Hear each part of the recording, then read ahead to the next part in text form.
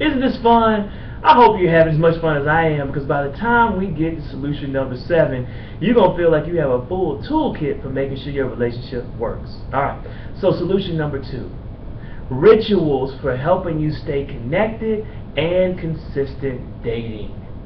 Remember when you first met your husband or wife, boyfriend or girlfriend, your partner, and you dated, you went to museums, you went out to eat, you went to the drive-in, you went to the movies, you went wine tasting, you went on walks, you went on picnics, you went on concerts, football games, sporting events.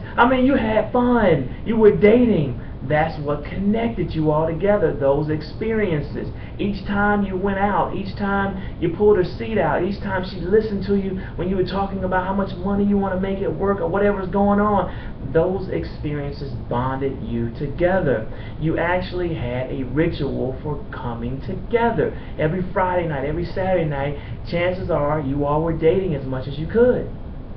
What makes you think that you can just stop dating and get rid of all those rituals and think that your relationship is not going to fall apart? So ladies, you're going to really enjoy this when I say this.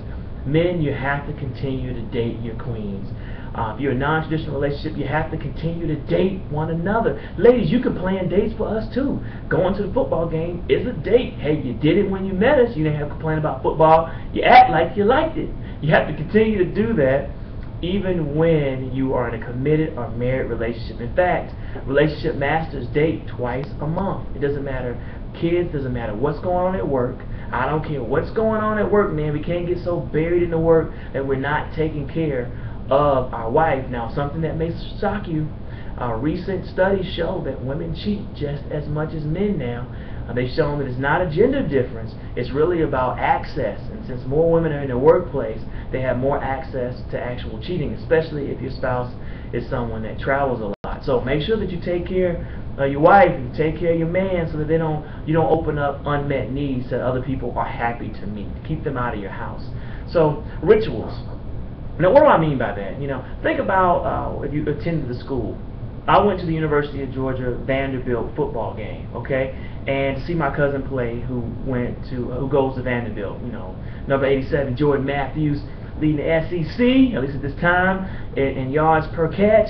All right, I love you, cuz. And he's smart too, Vanderbilt. Anyway, he had 100 yards on Georgia. I had to say that. Support family. You understand. So anyway, one of the things I noticed at the game was that both universities had rituals that make you feel part of the bigger community. So the Georgia Bulldogs, because they have the red and the black, everyone wears red and black to the games, and they paint their faces red and black, and they have this song called Saturday Night in Athens, which I hated because they played it I don't know how many times, and they beat Vanderbilt like a drum that day. Then they have the Ivy, they have the Bulldog, they have so many traditions, and then Vanderbilt has their own traditions. You get what I'm saying? And a better band. Had to throw that out there. I'm just alright. So those are traditions, and you see it at your company where they have these get-togethers and after-work mixers and these once-a-year big old corporate meetings that bring all of you together to keep you connected and keep you part of the culture, so you don't think about going anywhere else. We have to have the same things in our relationships. So that means developing a culture about dating, saying we date twice a month. That's just what it is. Also, spending time with each other. One of the culture changes that I've implemented in my relationship is, and one of the rituals is actually 9 o'clock. We call it 9 o'clock. At 9 o'clock, doesn't matter what's going on, we spend time talking to one another.